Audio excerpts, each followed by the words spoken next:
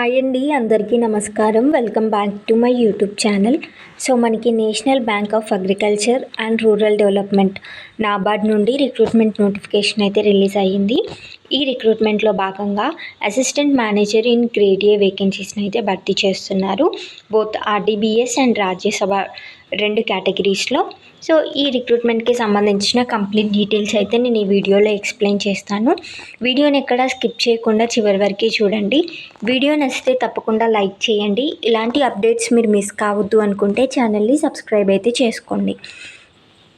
So మనకి ఈ NABARD applications అనేవి జూలై 27న స్టార్ట్ అయితే అయిపోయాయి. అప్లికేషన్ సబ్మిట్ చేయడానికి చివరి తేదీ వచ్చేసి ఆగస్ట్ 15, 2024. మనం అప్లికేషన్స్ అనేవి ఆన్లైన్లోనే సబ్మిట్ అయితే చేయాల్సి ఉంటుంది. ఇందుకు సంబంధించి ఇంపార్టెంట్ టైం లైన్ కనుక చూసుకున్నట్లయితే ఆన్లైన్ రిజిస్ట్రేషన్స్ అలాగే పేమెంట్స్ అనేవి జూలై 27న స్టార్ట్ అయ్యాయి. సబ్మిట్ చేయడానికి చివరి తేదీ వచ్చేసి 15th ఆగస్ట్ 2024.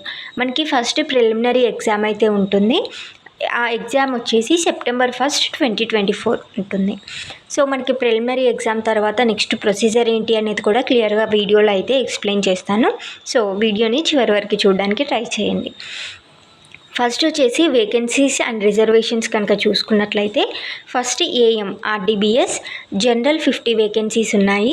చార్టెడ్ అకౌంటెంట్ 4, ఫైనాన్స్లో 7, computer or information technology 16, agriculture 2, animal husbandry 2, fisheries 1, food processing 1, forestry 2, plantation and horticulture 1, Jio informatics 1, development management 3, statistics 2, civil engineering 3, electrical engineering 1, environmental engineering or science 2, human resource management 2. టోటల్గా మనకి assistant manager ఆర్డీబీఎస్లో 100 vacancies అయితే ఉన్నాయి. Next assistant manager రాజ్యసభలో 2 vacancies. టోటల్గా మనకి ఈ recruitment ద్వారా 1 or 2 వేకెన్సీస్ని అయితే భర్తీ చేయనున్నారు. సో అవి వచ్చేసి వేకెన్సీ డీటెయిల్స్. నెక్స్ట్ ఫర్దర్గా మనము ఎలిజిబిలిటీ క్రైటీరియా కనుక చూసుకుంటున్నట్లయితే ఎడ్యుకేషనల్ క్వాలిఫికేషన్స్ ఫస్ట్. మనకి ఎడ్యుకేషనల్ క్వాలిఫికేషన్స్ వచ్చి మీరు ఏదైతే డిసిప్లిన్లో అప్లై చేసుకోవాలనుకుంటున్నారో అందుకు సంబంధించి బ్యాచిలర్స్ డిగ్రీ కంప్లీట్ చేస్తే సరిపోతుంది. అండ్ దాంతోపాటు ఇక్కడ కొన్ని ఇంపార్టెంట్ పాయింట్స్ అయితే గుర్తుపెట్టుకోవాలి. అందులో ఫస్ట్ది వచ్చేసి మనం ఏదైనా ఒక పోస్ట్కి మాత్రమే అప్లై చేసుకోవాలి. ఇన్ కేస్ మీరు మల్టిపుల్ పోస్ట్స్కి కనుక అప్లై చేసుకున్నట్లయితే మీరు లాస్ట్కి ఏదైతే అప్లికేషన్ సబ్మిట్ చేస్తున్నారో అది కన్సిడర్ చేయడం జరుగుతుంది. నెక్స్ట్ వచ్చేసి పీడబ్ల్యూబీడీ క్యాండిడేట్స్ అన్రిజర్వ్డ్ కేటగిరీలో కనుక అప్లై చేసుకుంటున్నట్లయితే మీకు ఏజ్ రిలాక్సేషన్ ఉంటుంది, ఫీ రిలాక్సేషన్ ఉంటుంది. కానీ ఎడ్యుకేషనల్ క్వాలిఫికేషన్ పర్సంటేజ్లో మాత్రం ఎటువంటి రిలాక్సేషన్ ఉండదు. అండ్ మీరు 1/7/2024 నాటికి అంటే జూలై 1, 2024 నాటికి మీరు ఖచ్చితంగా మీ ఎడ్యుకేషన్ క్వాలిఫికేషన్స్ అన్నీ కంప్లీట్ అయ్యి మీ ఎడ్యుకేషనల్ డాక్యుమెంట్స్ మీ దగ్గర ఉండాలి. సో అవి కొన్ని ఇంపార్టెంట్ పాయింట్స్ స్పెసిఫిక్గా మెన్షన్ చేయడం జరిగింది. ఇప్పుడు డీటెయిల్డ్గా ఎడ్యుకేషనల్ క్వాలిఫికేషన్స్ కనుక చూసినట్లయితే మనకి ఫస్ట్ జనరల్ కేటగిరీకి ఏ బ్యాచిలర్స్ డిగ్రీ కంప్లీట్ చేసిన క్యాండిడేట్స్ అయినా అప్లై చేసుకోవచ్చు. నెక్స్ట్ వచ్చేసి చార్టెడ్ అకౌంటెంట్కి కూడా మనకి ఏ బ్యాచిలర్స్ డిగ్రీ ఉన్నా సరిపోతుంది. బట్ దానితో పాటు మనకి Institute of Chartered Accountants of India ICAIలో మెంబర్షిప్ కూడా ఉండాలి. నెక్స్ట్ వచ్చేసి ఫినాన్స్లో వచ్చేసి ఫినాన్స్ ఆర్ బ్యాంకింగ్లో BBA కానీ ఫినాన్స్ ఆర్ బ్యాంకింగ్లో కానీ BMS కంప్లీట్ చేసిన క్యాండిడేట్స్ అప్లై చేసుకోవచ్చు. లేదంటే మనకి డిప్లొమా ఇన్ మేనేజ్మెంట్ ఫినాన్స్లో 2 years full time PG complete చేసిన క్యాండిడేట్స్ అప్లై చేసుకోవచ్చు. లేదంటే MBA ఫినాన్స్ ఫుల్ టైం చేసిన వాళ్ళు అప్లై చేసుకోవచ్చు. MMS ఫినాన్స్ కంప్లీట్ చేసిన వాళ్ళు కూడా అప్లై అయితే చేసుకోవచ్చు. లేదంటే మనకి bachelor of financial and investment analysis complete చేసిన క్యాండిడేట్స్ కూడా అప్లై చేసుకోవచ్చు. కానీ మనకి ఇక్కడ ఎవరు డిసైడబుల్ అంటే ఇంతమంది అప్లై చేసుకుంటారు కదా, అందులో మనకి ఏంటి అంటే చార్టెడ్ ఫినాన్షియల్ అనలిస్ట్ డిగ్రీతో ఎవరైతే క్యాండిడేట్స్ ఉంటారో ఆ క్వాలిఫికేషన్తో వాళ్ళని ప్రిఫర్ చేయడం జరుగుతుంది. అంటే పైన చెప్పిన క్వాలిఫికేషన్స్తో ఉన్న వాళ్ళందరూ అప్లై చేసుకోవచ్చు, బట్ స్పెసిఫిక్గా ఈ క్వాలిఫికేషన్ ఉన్న వాళ్ళని మోస్ట్గా ప్రిఫర్ చేయడం జరుగుతుంది. నెక్స్ట్ వచ్చేసి computer or information technology 4 years bachelors engineering లేదంటే technology degree course in computer science, computer engineering, information technology, electronics and telecommunications, electronics and communication, electronics and instrumentation, data science, machine learning and artificial intelligence. So ఇందులో మీరు ఏ 4 years bachelor engineering complete చేసినా కూడా దీనికైతే apply చేసుకోవచ్చు. లేదంటే మీరు computer science, computer engineering, computer applications, information technology, electronics and telecommunication, electronics and communication, electronics and instrumentation, data science, machine learning and artificial ఇంటెలిజెన్స్లో పోస్ట్ గ్రాడ్యుయేట్ డిగ్రీ కంప్లీట్ చేసినా కూడా apply చేసుకోవచ్చు. ఇక్కడ ప్రిఫరబుల్ ఏంటి అంటే candidate with diploma or post graduate diploma in data science. So మీరు data సైన్స్తో diploma కానీ పీజీ కానీ కంప్లీట్ చేస్తే మీకు ఎక్కువ ప్రిఫరెన్స్ ఇవ్వడం జరుగుతుంది. నెక్స్ట్ వచ్చేసి అగ్రికల్చర్. మనకి అగ్రికల్చర్ డిసిప్లిన్కి bachelors degree in agriculture complete చేసిన క్యాండిడేట్స్ ఎవరైనా కూడా అప్లై అయితే చేసుకోవచ్చు. అలాగే మనకి లేదంటే post graduate degree in agriculture, soil science or agronomy complete చేసిన క్యాండిడేట్స్ కూడా అప్లై అయితే చేసుకోవచ్చు. నెక్స్ట్ వచ్చేసి యానిమల్ హస్బెండరీకి మనకి bachelors degree in veterinary science complete చేసిన క్యాండిడేట్స్, అలాగే వెటర్నరీ సైన్స్ ఆర్ యానిమల్ హస్బెండరీలో పోస్ట్ గ్రాడ్యుయేట్ కంప్లీట్ చేసిన క్యాండిడేట్స్ కూడా అప్లై చేసుకోవచ్చు. నెక్స్ట్ వచ్చేసి ఫిషరీస్కి మనకి bachelors degree in fisheries science or post graduate degree in fisheries science, ఈ 2 క్వాలిఫికేషన్స్లో ఏది ఉన్నా కూడా మీరు అప్లై చేసుకోవచ్చు. నెక్స్ట్ వచ్చేసి food processing, food technology, dairy టెక్నాలజీలో బ్యాచిలర్స్ డిగ్రీ కంప్లీట్ చేసినా లేదంటే పోస్ట్ గ్రాడ్యుయేట్ డిగ్రీ కంప్లీట్ చేసినా కూడా అప్లై చేసుకోవచ్చు. నెక్స్ట్ వచ్చేసి forestry. So bachelors degree in forestry లేదంటే post graduate degree in forestry complete చేసిన క్యాండిడేట్స్ ఫారెస్ట్రీ డిసిప్లిన్లో అప్లై చేసుకోవచ్చు. నెక్స్ట్ వచ్చేసి plantation or horticulture, bachelors degree in horticulture లేదంటే post graduate degree in horticulture complete చేసిన వాళ్ళు అప్లై చేసుకోవచ్చు. నెక్స్ట్ వచ్చేసి geoinformatics, bachelors degree in geoinformatics or post graduate degree in geoinformatics. Next వచ్చేసి development management. So మనకి social work, rural development, rural management, development studies, development management, development administration, development ఎకనామిక్స్లో bachelors degree complete చేసిన లేదంటే post graduate degree complete చేసినా కూడా apply అయితే చేసుకోవచ్చు. Next వచ్చేసి స్టాటిస్టిక్స్. సో మనకి mathematical economics, econometrics, statistics and informatics, applied statistics and informatics. So ఈ డిసిప్లిన్స్లో బ్యాచిలర్స్ డిగ్రీ కంప్లీట్ చేసినా లేదంటే పోస్ట్ గ్రాడ్యుయేట్ డిగ్రీ కంప్లీట్ చేసినా కూడా మీరు స్టాటిస్టిక్స్ డిసిప్లిన్కి అప్లై అయితే చేసుకోవచ్చు. నెక్స్ట్ వచ్చేసి civil engineering, bachelors degree in civil engineering లేదంటే post graduate degree in civil engineering complete చేసిన వాళ్ళు అప్లై చేసుకోవచ్చు. నెక్స్ట్ వచ్చేసి electrical engineering, bachelors degree in electrical engineering or electrical and electronics engineering లేదంటే post graduate degree in electrical engineering or electrical and electronics engineering. So complete చేసిన candidates ఎవరైనా ఈ స్ట్రీమ్కి apply అయితే చేసుకోవచ్చు. నెక్స్ట్ వచ్చేసి ఎన్వైర్న్మెంటల్ ఇంజనీరింగ్ ఆర్ సైన్స్. మనకి environmental engineering లేదంటే ఎన్వైర్న్మెంటల్ సైన్స్లో బ్యాచిలర్స్ డిగ్రీ కానీ పీజీ కానీ కంప్లీట్ చేసిన క్యాండిడేట్స్ అప్లై చేసుకోవచ్చు. నెక్స్ట్ వచ్చేసి హ్యూమన్ రిసోర్స్ మేనేజ్మెంట్. మనకి ఏదైనా రికగ్నైజ్డ్ యూనివర్సిటీ నుంచి ఏదైనా బ్యాచిలర్స్ డిగ్రీ కంప్లీట్ చేసిన క్యాండిడేట్స్ అప్లై అయితే చేసుకోవచ్చు.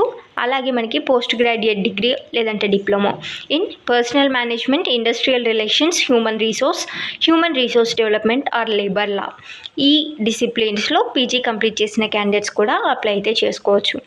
నెక్స్ట్ వచ్చేసి మనకి అసిస్టెంట్ మేనేజర్ ఇన్ గ్రేడ్ ఏ రాజ్యసభ. దీనికి ఏదైనా రికగ్నైజ్డ్ యూనివర్సిటీ నుండి బ్యాచిలర్స్ డిగ్రీ కంప్లీట్ చేసిన వాళ్ళు అప్లై అయితే చేసుకోవచ్చు. బట్ దానితో పాటు మనకి ఏంటి అంటే PG diploma in translation in Hindi to English are English to Hindi, మనకి ఖచ్చితంగా ట్రాన్స్లేషన్లో పీజీ డిప్లొమా కూడా ఉండాలి. అలాంటి క్యాండిడేట్స్ ఏఎం రాజ్యసభకి అప్లై అయితే చేసుకోవచ్చు. లేదంటే మనకి మాస్టర్స్ డిగ్రీ ఇన్ హిందీ ఉన్నా కూడా అప్లై చేసుకోవచ్చు. లేదంటే మాస్టర్స్ డిగ్రీ ఇన్ ఇంగ్లీష్ ఉన్నా కూడా అప్లై అయితే చేసుకోవచ్చు. సో వచ్చేసి detailed education qualifications for every post అనమాట. నెక్స్ట్ మనకి ఎగ్జామినేషన్ ఉంటుంది అన్నాం కదా. ఫస్ట్ అయితే ప్రిలిమినరీ ఎగ్జామ్ ఉంటుంది. సో సెలెక్షన్ ప్రొసీజర్లో ఫస్ట్ ప్రిలిమినరీ ఎగ్జామ్ ఉంటుంది. దాని తర్వాత ఏంటి అనేది కూడా క్లియర్గా చెప్తాను, ఒకసారి చూడండి. Preliminary exam structure for grade A RDBS or Rajya Sabha. So మనకి ఫస్ట్ ప్రిలిమినరీ ఎగ్జామ్లో 8 డిఫరెంట్ టెస్ట్లు అయితే ఉంటాయి. అందులో first test of reasoning 20 questions 20 marks, English language 30 questions 30 marks, computer knowledge 20 questions 20 marks, quantitative aptitude 20 questions 20 marks, decision making 10 questions 10 marks, general awareness 20 questions 20 marks, socio and economic issues with focus on rural India 40 questions 40 marks, agriculture and rural development with emphasis on rural India 40 questions 40 marks. టోటల్గా మనకి 200 questions 200 marks ఉంటాయి. Exam వచ్చేసి మనకి bilingual Hindi and English లాంగ్వేజ్లో ఉంటుంది. But మనకి ఇక్కడ English language test మాత్రం ఓన్లీ ఇంగ్లీష్ లాంగ్వేజ్లో ఉంటుంది. టైం వచ్చేసి 120 minutes టైం ఇవ్వడం జరుగుతుంది. సో ఆ టైంలో మీరు ఎగ్జామ్ అయితే కంప్లీట్ చేయాల్సి ఉంటుంది. నెక్స్ట్ ఇక్కడ 2 డిఫరెంట్ సెక్షన్స్ అయితే ఇవ్వడం జరిగింది. ఫస్ట్ వచ్చేసి క్వాలిఫైయింగ్ సెక్షన్, నెక్స్ట్ వచ్చేసి మెరిట్ సెక్షన్. అంటే మీరు ఖచ్చితంగా క్వాలిఫై అవ్వాల్సిన సెక్షన్స్ వచ్చేసి test of reasoning, English language, computer language, quantitative aptitude and decision making. Merit section అంటే మీరు ఫర్దర్గా మెయిన్స్ క్వాలిఫై అవ్వడానికి మీరు ఎక్కువ మార్క్స్ తెచ్చుకోవాల్సిన సెక్షన్స్ వచ్చేసి general awareness, socio and economic issues with focus on rural India, agriculture and Rural development with emphasis on rural India. So ఇది వచ్చేసి మనకి మెరిట్ సెక్షన్ యొక్క ఏరియాస్ అనమాట. మనకి మెరిట్ సెక్షన్లో హైయెస్ట్ మార్క్స్ వచ్చిన క్యాండిడేట్స్ని మెయిన్స్కి అయితే తీసుకోవడం జరుగుతుంది. మెయిన్స్లో వచ్చేసి మనకి 2 డిఫరెంట్ కేటగిరీస్ అయితే ఉన్నాయి. ఫస్ట్ వచ్చేసి జనరలిస్ట్, నెక్స్ట్ వచ్చేసి స్పెషలిస్ట్. సో మనకి జనరలిస్ట్కి మెయిన్స్లో 2 పేపర్స్ ఉన్నాయి. అందులో పేపర్ 1 వచ్చేసి జనరల్ ఇంగ్లీష్ ఆన్లైన్ డిస్క్రిప్టివ్, అంటే మనం ఆన్సర్స్ అనేవి కీబోర్డ్లో డిస్క్రిప్టివ్ టైప్లో టైప్ చేయాల్సి ఉంటుంది. టోటల్గా 3 questions ఇవ్వడం జరుగుతుంది. టైం 90 minutes టైం ఇస్తారు. టోటల్ మార్క్స్ వచ్చేసి 100 marks. నెక్స్ట్ పేపర్ 2 వచ్చేసి socio and economic issues and agriculture and Rural development. 30 questions objective type ఉంటాయి. మార్క్స్ వచ్చేసి 50 marks, 30 minutes టైం ఇవ్వడం జరుగుతుంది. నెక్స్ట్ పార్ట్ వచ్చేసి డిస్క్రిప్టివ్ టైప్. 6 questions ఇస్తారు. అందులో మీరు 4 questions అటెంప్ట్ చేయాల్సి ఉంటుంది. 4లో 2 15 marksకి డిఫికల్టీ లెవెల్ ఉంటుంది అండ్ 2 10 marksకి. సో టోటల్గా మనకి డిస్క్రిప్టివ్ టైప్ కూడా 50 marksకి ఉంటుంది. 90 minutes టైం అయితే ఇవ్వడం జరుగుతుంది. నెక్స్ట్ స్పెషలిస్ట్ పోస్ట్కి సంబంధించి మెయిన్స్ ఎగ్జామినేషన్ ప్యాటర్న్ కనుక చూసుకున్నట్లయితే ఇక్కడ కూడా 2 పేపర్స్ ఉంటాయి. Paper 1 general English online descriptive 3 questions ఉంటాయి. 100 marks, 90 minutes టైం ఇస్తారు. నెక్స్ట్ పేపర్ 2 వచ్చేసి స్ట్రీమ్ స్పెసిఫిక్ పేపర్. మీరు ఏదైతే స్ట్రీమ్కి అప్లై చేసుకున్నారో అందుకు సంబంధించి స్పెసిఫిక్ స్ట్రీమ్కి సంబంధించి క్వశ్చన్స్ అయితే అడగడం జరుగుతుంది. Objective 30 questions 50 marks, 30 minutes time ఇస్తారు. డిస్క్రిప్టివ్ టైప్ 6 questions ఉంటాయి. 4 అటెంప్ట్ చేయాలి. 50 marks, 90 minutes టైం అయితే ఇవ్వడం జరుగుతుంది. నెక్స్ట్ వచ్చేసి mains exam for the post of Rajya Sabha. మనకి ఇక్కడ సేమ్ 2 పేపర్స్ ఉండడం జరుగుతుంది. First paper general English online descriptive 3 questions ఉంటాయి. 90 minutes టైం ఇస్తారు. 100 marksకి ఎగ్జామ్ కండక్ట్ చేస్తారు. నెక్స్ట్ పేపర్ 2 వచ్చేసి stream specific paper. Objective type questions 30 ఉంటాయి. 50 marksకి 30 minutes టైం ఇస్తారు. అలాగే డిస్క్రిప్టివ్ టైప్ 6 questions ఉంటాయి. 4 అటెంప్ట్ చేయాలి. 50 marks, 90 minutes టైం అయితే ఇవ్వడం జరుగుతుంది. వన్స్ మీరు మెయిన్స్ ఎగ్జామ్ క్వాలిఫై అయిన తర్వాత సైక్యోమెట్రిక్ టెస్ట్ అయితే ఉంటుంది. ఇది మ్యాండేటరీ టెస్ట్ అండ్ ఇది MCQ based test. 90 marksకి 90 minutes time ఇచ్చి కండక్ట్ అయితే చేయడం జరుగుతుంది. అండ్ వన్స్ సైక్యోమెట్రిక్ టెస్ట్ కంప్లీట్ అయిన తర్వాత ఇంటర్వ్యూ ఉంటుంది. ఇంటర్వ్యూ వచ్చేసి 50 marksకి అయితే ఉంటుంది. నెక్స్ట్ ఇక్కడ ఒక ఇంపార్టెంట్ పాయింట్ గుర్తుపెట్టుకోండి. ప్రతి రాంగ్ ఆన్సర్కి 1/4 మార్క్స్ కట్ చేయడం జరుగుతుంది. అంటే ఇక్కడ మనకి నెగిటివ్ మార్కింగ్ ఉంది. ఆ పాయింట్ అయితే గుర్తుపెట్టుకోవడానికి ట్రై చేయండి. సో సిలబస్ ఏంటి అనేది నోటిఫికేషన్లో డీటెయిల్గా ఇచ్చారు.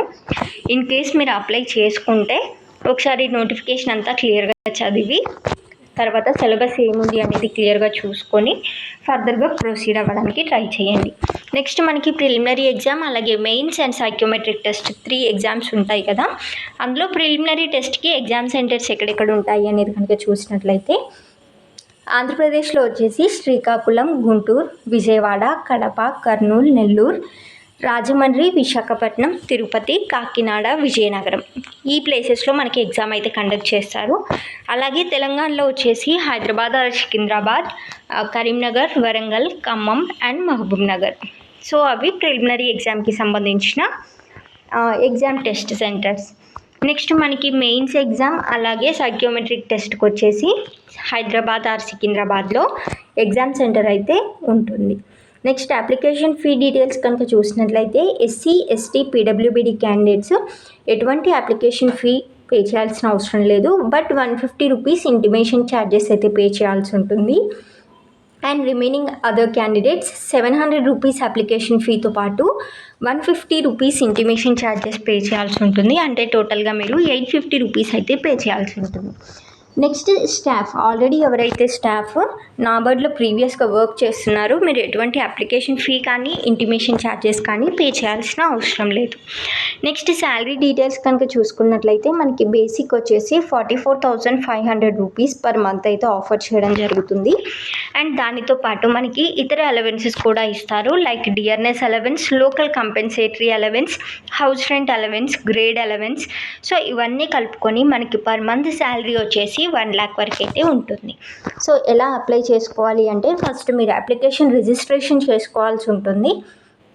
దాని తర్వాత అప్లికేషన్ ఫీ పే చేసి ఫోటోగ్రాఫ్ అండ్ సిగ్నేచర్ అయితే అప్లోడ్ చేయాల్సి ఉంటుంది. ఈ ఫోటోగ్రాఫ్ అండ్ సిగ్నేచర్ డైమెన్షన్స్ ఎంత ఉండాలి అనేది కూడా నోటిఫికేషన్లో క్లియర్గా ఇక్కడ మెన్షన్ చేశారు. ఒకసారి చూసుకొని డీటెయిల్స్ క్లియర్గా అప్లై చేసుకోండి. అప్లై చేసుకోవడం అనేది కేవలం ఇక్కడ నాబార్డ్ అఫీషియల్ వెబ్సైట్లోనే అప్లై అయితే చేసుకోవాల్సి ఉంటుంది. ఈ వెబ్సైట్ లింక్ కూడా నేను కింద డిస్క్రిప్షన్లో ఇస్తాను. మీరు ఒకసారి అక్కడ చెక్ చేసుకొని అప్లై అయితే చేసుకోండి. Thank you very much.